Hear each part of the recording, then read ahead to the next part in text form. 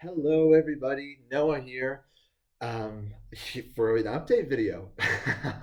It's been way too long since I've made an update video, really since about October of 2021, so about 4 months ago, and I just want to apologize first and foremost. It has been quite a busy, hectic couple of months, and so I thought I'll make an email with some quick snippets of what's happened each month, but I'll also make a bit of a longer video with an explanation of what have I been doing, what's going on, and take it from there. So right now I'm back in Amsterdam. Rose is here as well, but yeah, I'll give you kind of the timeline of what happened in a little bit more detail than you'll get just in the email. Um, so where we left off, it was the September/October update. So the students had really just arrived, or they were in their first 2 months of lecture phase. Lecture phase, as many of you know, you have a different speaker every week. And this lecture phase went really well. Every week we had a different speaker come in, and the students all expressed that they felt like every week was just building on the last, which is honestly just the grace of God, because you pray and you try to think through, oh, does this make sense? Does this make sense? And so to get that kind of feedback was really encouraging. So they were doing lecture phase here in Amsterdam in this building. I'm just in an office here, right up until about the end of November.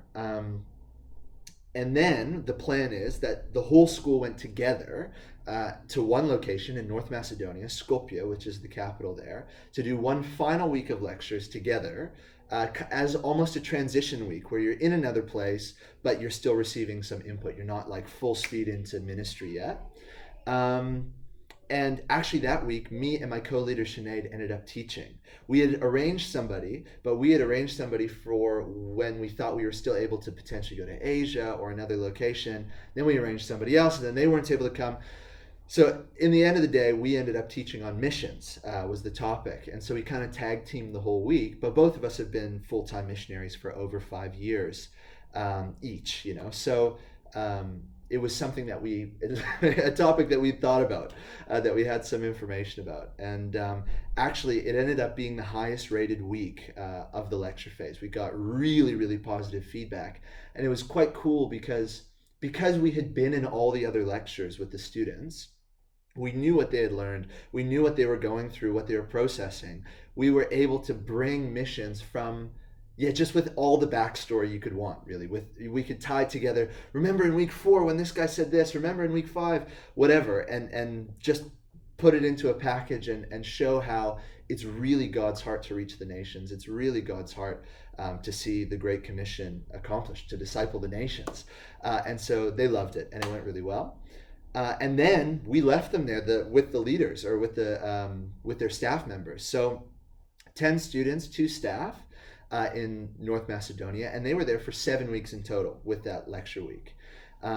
They were working with a lot of Albanians, actually. There's a massive Albanian population in Skopje, so they were doing a lot of evangelism, a lot of mercy ministry type things. So some practical stuff, handing out food or clothing or even just coffee on the street as a means of loving people and starting a conversation with them.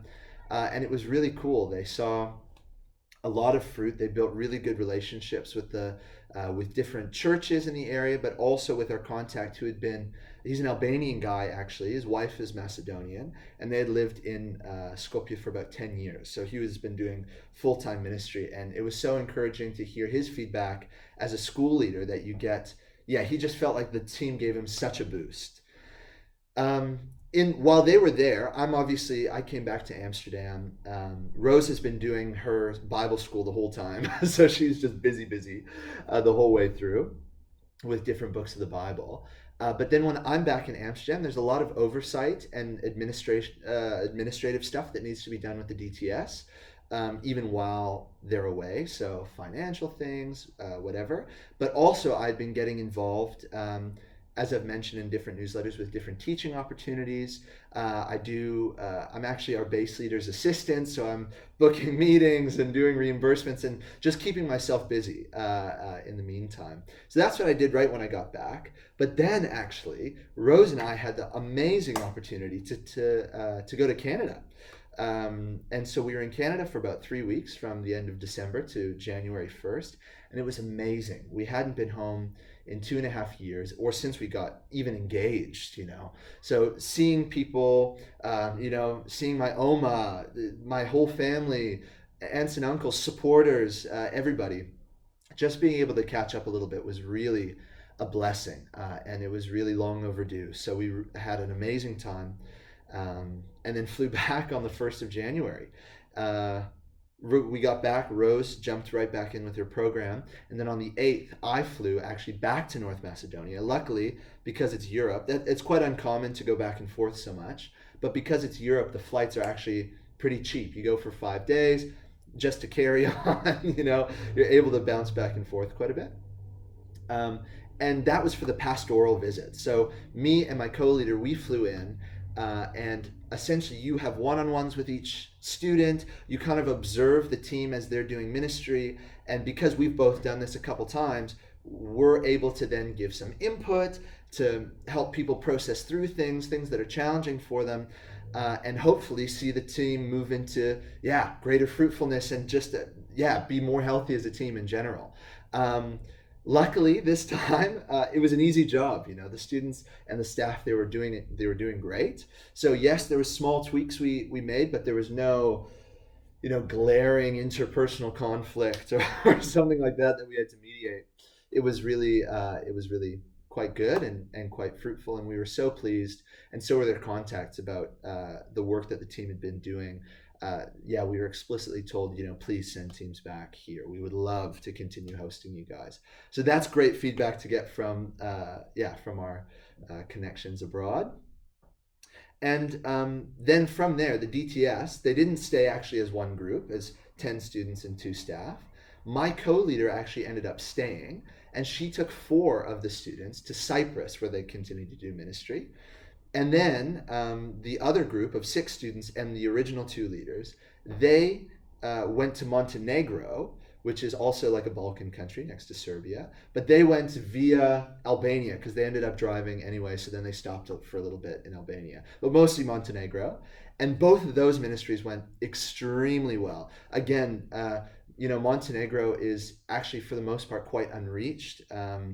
It is former Yugoslavia, and so they do have a certain Orthodox root, but I think the average person is a lot more culturally a believer than they are, personally, or actually, actively engaging with their faith in any meaningful way. So they worked with the university ministry there and with some of the long-term guys, and they saw really cool fruit. They made a lot of good friends.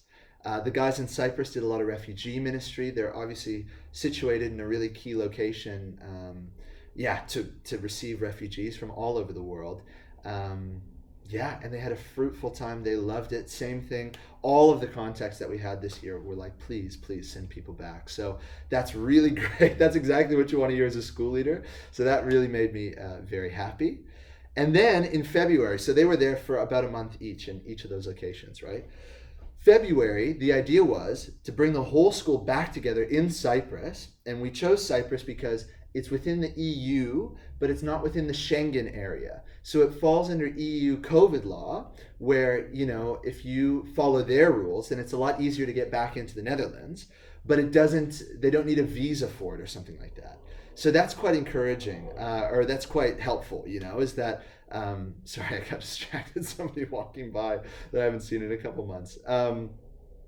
That was kind of strategic, is that we wanted them to stop for a minute in Cyprus for about 5 days, and then you test negative, you do all the things, and then you're able from another EU country to safely go back to the Netherlands.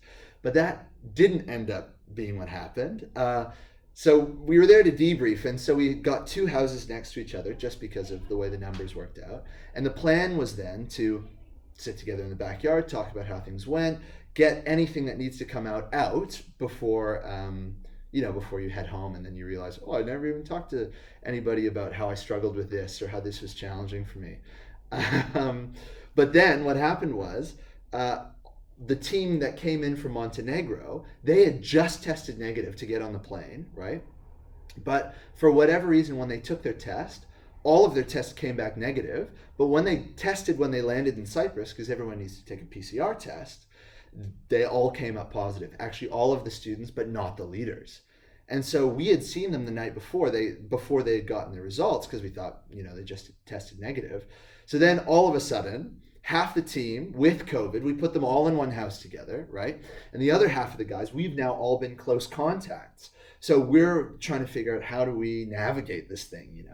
So what we ended up doing, so luckily we had the two houses, honestly a blessing, because you could safely distance everybody. And luckily as well, because it's Cyprus, the weather is good enough outside and we had backyards, right? So we had like a big pool. You'll see a picture in the little newsletter. We had a big pool, and we just sat everybody, 4 meters apart on either side of the pool, with, someone speaking maybe in the middle, but still well far enough away from everybody. And we were able to actually debrief. And luckily, because it was one whole team that tested positive, they were able to still dialogue and be completely normal with one another. There was a few of them who got sick, but really like cold for a day, not like bad sick, and they were still able to process. We were still able to actually successfully do what we came there for. And then we had to postpone their flights, the original group that got COVID, because you have to quarantine 10 days. And so we extended the Airbnb, we pushed back their flights. And then for the other group, we thought, let's get them out as soon as possible. And I was included in that group because I had COVID. And so we had to test on the third and the fifth day after close contact. So test the third day, no worries. I felt a little bit funny, but I'd also been busy and traveling and stuff. So when I tested negative, I thought, oh, okay, that's fine. I was, but I was feeling sick. Then I test on the fifth day, the Thursday, and I'm supposed to fly on the Friday, and I end up testing positive for COVID. And so does one of my staff, a girl named Bridget. And so all of a sudden, we're coming with our bags into the COVID house next door, and we ended up speaking to the government, and they thought, well, because you guys all just tested negative, they actually were cleared to fly. So we were just listening to the recommendations of the government. But these guys flew back to the Netherlands and then quarantined here. And none of them ended up testing positive. They were all completely fine. After, they tested again after 5 days. So a lot of quarantine in these last little bits. And then we moved into the house with the other guys, and we did lectures together online. Well, half was in Amsterdam and the other half was in Cyprus. We helped facilitate the Cyprus side. The staff who were in quarantine with these guys helped facilitate this side, just over the phone. And it went actually all right. And then eventually late, but not after graduation, the one team that originally tested positive, sorry, this is getting confusing. The one team that originally tested positive was able to, they got the recovery thing, they were able to fly back to the Netherlands. But then the one staff member and myself were left in Cyprus, So luckily the government is willing to arrange a hotel quarantine for you. It's actually free. They have food and everything like that for you sorted out. So we went and we were in quarantine for an additional 5 days. And to be honest, it wasn't fun. I thought I was only gone for like 5 nights. So I just had a phone. I didn't have my laptop. I didn't have books or anything like that. And you're just in a room, there's no walking around in the backyard. It's like, no, they bring the food to the door and you wait it out. So while we were in quarantine, the students had their report night, which is so fun to be there for, but we ended up being able to connect on Zoom, albeit with pretty rough Wi-Fi, and hear their testimonies and hear them really, explain and to share what they feel like the Lord has done in their life in the past 6 months. And then the next day was graduation, and they get their certificates. They walk across the little stage here on base, and it sucks to be then in quarantine and to be trying to see, and it freezes and you miss what this person heard and whatever. That's frustrating because you've walked this journey with these guys, but at the same time, I think I was way more excited that the school was an amazing success. I feel like all of 10 of these students really got transformed by the Lord. Of course, there's always things that come up, or this person struggled with this in the beginning or something like that. But I saw every single student take like a distinct step forward during this past 6 months. And so it's been an absolute blessing. The staff team was great. It's just been a great school. So now they're gone. I'm back in the Netherlands, safe. Everybody who got COVID is completely safe and fine, and we didn't infect anybody else. Even the staff member, myself, we think we probably caught it from even the plane over to Cyprus originally, because the amount of contact we had with the guys was really limited. It was not significant in any sense. So yeah, everybody was good, and now I'm back and I'm back to work. And with DTS, that means when one school graduates, you start looking forward to the next one. So I've actually got new staff members coming this week. We have one who arrived last week and one who's arriving this weekend, which is cool because it means the team is growing. And we've already got 8 applications for the coming September's DTS. Some of them need visas, so we're going to be praying for that and really hoping that that all comes together. But yeah, things are going well. Rose is now reading the book of First and Second Chronicles. So it's a little bit of a dense one, but she's learning a lot and it's going well. And yeah, as I mentioned as well in the pictures that are in the email, different speaking opportunities are coming up for me. So later this week, I'm teaching staff about outreach and fruitful practices as far as leading an outreach team. Next week, I'm teaching also about the DTS on a staff training. And then later in May, I got asked to teach a full week on the Holy Spirit. So I'm very excited.